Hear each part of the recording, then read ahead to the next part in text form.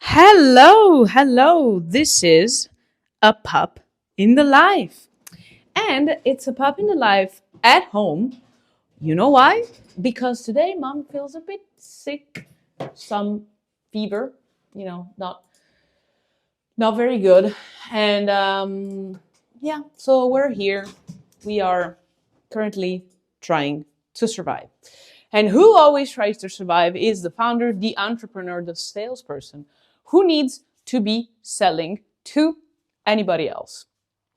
And the truth of the matter is that the topic of today's podcast, as well as the topic of a LinkedIn video that mom has done a couple of days ago as well, in Italian though, is that leads are not waiting for you.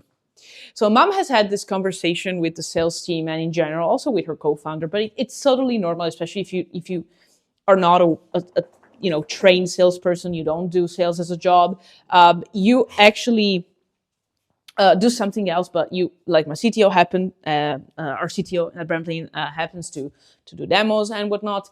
But at the same token, like you are not a trained salesperson. You don't know this and you probably might benefit from this as well, which is leads are not waiting for you. It's actually up to you to be chasing them. Now, let's play some ball. Okay, let's play some ball. Let's play some ball. Okay, we have a guest who likes to play ball. Who likes to play ball? Yes. Okay. So I was saying, leads are not waiting for you. It's up to you to be chasing them, and it's not like a question of, oh my God, why don't they want me? Like, it's not that. It's that you need to understand that leads are there for a reason. So if they're qualified leads, so it's actually people that are actually interested in your product, not just random people you're contacting. They're there because they might need what you are selling. They might just need what you are trying to, what you're offering as a product or as a service. But at the same token, they are in charge up until the time when they buy. They might actually just be, because if you're not good, they're going to just cancel your service. And so, yeah. But the thing is that once you are in the negotiation to make them buy, you are the person that needs to be chasing them. And you are the person that actually needs to, let's just say, be more present. Now, this doesn't mean stalking people. This doesn't mean just being the most annoying person you will ever meet. But you cannot expect them to be chasing you. You cannot expect them to ask you, now, how are you going to do this? To lay out timelines as much as you can, as they can. It's up to you to define the rules of the transaction. Now, they will change them, because they will change them. But your objective is to keep it as clear, as pristine, as evident, as self-explanatory as possible. And it's hard. I mean, it's not easy to do so. But you cannot, let's just give, for example, a lead that tells you, I'm going to write you on Monday to tell you when we can do a demo. Now, like this actually happened inside the company.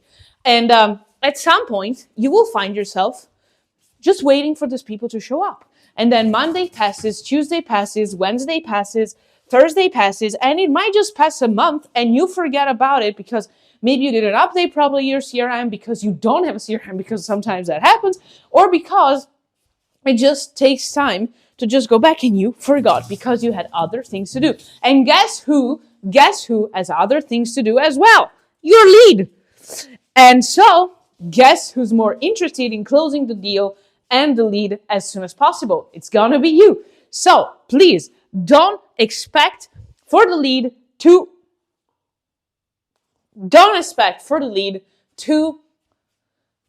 trim down and to reduce the time of interaction with you and the sales cycle. They're gonna make it longer. They are always gonna make it longer. They are gonna be probably asking you for more time than you will ever expect. And it's gonna be up to you. If you wanna give them, give them. If you don't wanna give them, don't give it to them. But be sure that you have the ability, the skills, the ways to be chasing these people. If you don't do it, there is no other way for you to be contacting them and to be chasing them at the best of your possibilities. And now, let me tell you one thing. If many of the salespeople that you know and that I might know just don't do this enough, you might as well understand that these people are actually very easy to meet. So if you want to be a good salesperson, as we already said, now if you want to be my lover, you gotta get with my friends. I'm kidding. If you want to be one of the best salespeople around, you might just want to do this. It will take some time. It will take some effort. It will take some no's, but you will get your answer. At some point, you will get your answer. You want to be in the mind of the prospect. You want to be there. You want to be talking to them. You want to resolve the thing they have in mind, the real objections that they have, and that they're not going to tell you. You know? So you want to be there as much as humanly possible. You want to be there.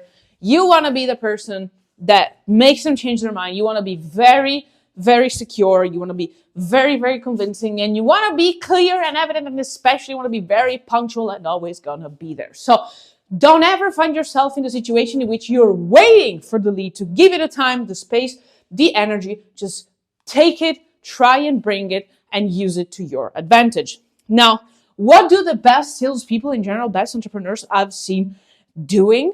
They already put a date in the calendar where you say, when can I call you back? When I can expect an answer? And you're going to put something on the calendar. And it's obvious, like it's not obvious that these people are going to respect that time on the calendar. But at the same time, you have a thing to remind them of your own existence. You are useless to them at this point in time. At least you're less useful than what they are to you. So please bear in mind that you need them more than they need you at this moment in time before the transaction. You hear me? Remember, always remember as well that they have differences. They have competitors. They have something else in mind. They always have an alternative in mind. They know your service and they might think, oh, well, maybe I'm going to go there. Maybe I'm going to go left and not go right. And you will have another thing to solve that you might not know, that they have something in mind, because if you don't talk to them enough, you will never know. So this is what there is for today. Please don't expect your leads to be showing up. Please don't wait for them.